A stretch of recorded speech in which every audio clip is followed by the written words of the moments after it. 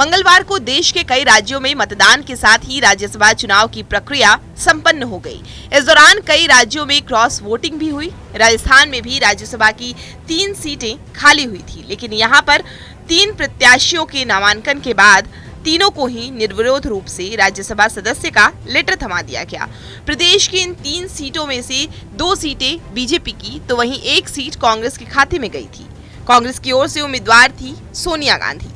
सोनिया गांधी के राज्यसभा चुनाव लड़ने से लेकर कहां से लड़े, इसको लेकर खूब चर्चा थी और आखिरकार सोनिया गांधी ने राजस्थान से राज्यसभा का नामांकन भरा था। अब कांग्रेस की पूर्व राष्ट्रीय अध्यक्ष सोनिया गांधी को राजस्थान से राज्यसभा चुनाव क्यों लड़ाया गया, एक बार फिर सुर्खियों में बना हुआ है। वजह है हिमाचल प्रदेश में कांग्रेस की सुक्खू सरकार पर आया संकट। दरअसल मंगलवार को जब हिमाचल प्रदेश में चुनाव हुए तो कांग्रेस और बीजेपी दोनों ही के खाते में 34 सीटें आईं।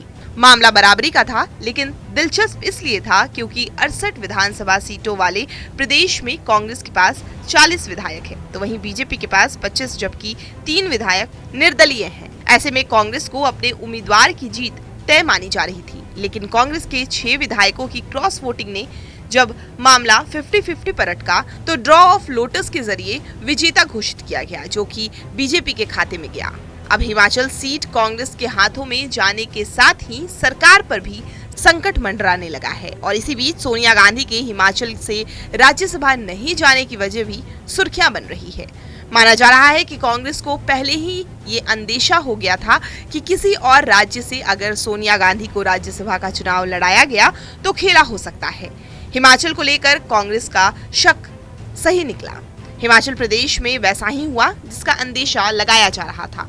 आपको बता दें कि सुखविंदर सुक्खू को मुख्यमंत्री बनाए जाने के बाद से ही कांग्रेस के कई विधायक नाराज चल रहे थे।